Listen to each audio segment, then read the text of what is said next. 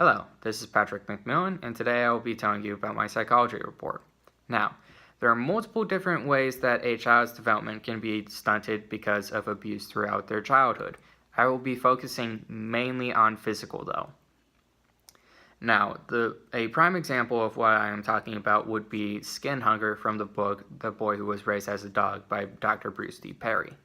Laura, a 4-year-old girl from Texas, was found to be 26 pounds, and no one understood why she was unable to gain any weight.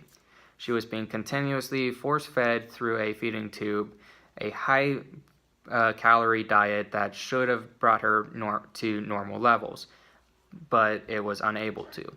Eventually, Dr. Bruce D. Perry was able to discover that the child lacked most physical, emotional, and mental interaction that most children would have. He was able to discern that the child was lacking from a large amount of growth hormones and mental connections that most children would get when they were held as a child. This is because the mother was unable, she very rarely held the child. She only provided the very basic needs that she thought the child would need. Now, eventually the child was able to recover after Dr. Bruce D. Perry was able to get the mother, the child, and a third party involved, and to actually start going to therapy and interacting with each other, thankfully.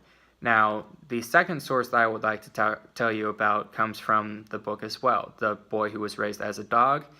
Now, Justin was raised from his grandmother and her boyfriend, Arthur.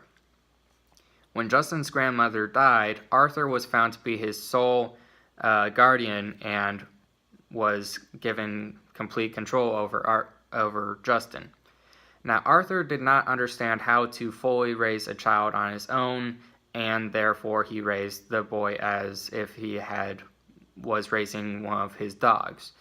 So he gave Arthur food through bowls. He would keep him in a cage. He would very rarely interact with him other than at times play with him, and this caused Justin to be horribly underdeveloped, a severe case of pneumoma,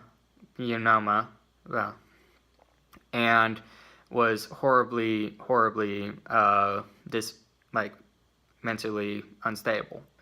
Eventually, Dr. Bruce D. Perry was able to help the child, and at 8 years old, the boy was able to go to a kindergarten.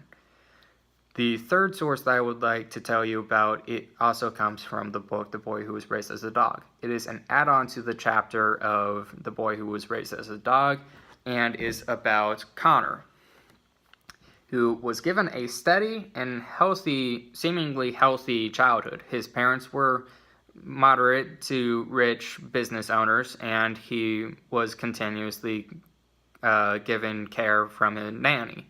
The problem is, his parents gave him very little attention, and the nanny, getting a second job, would only change his diaper every once in a while, and therefore he lacked all of the attention that a child would need at the time.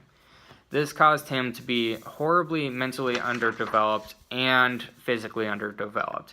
He started to become walking with a limp. He was unable to emotionally and mentally show what he was feeling, thinking, whatever. So this caused him to be extremely behind in motor functions and learning how to walk. Additional sources that I have found would be www.pediatrics.org, which goes into the understanding of how foster care works and how a child needs a steady and healthy environment to be able to recover from any psychological problems that they had as a child. Another source would be www.unicef.org, and it compares how we used to think of child development and how they were able to withstand punishment and such, and what we think now.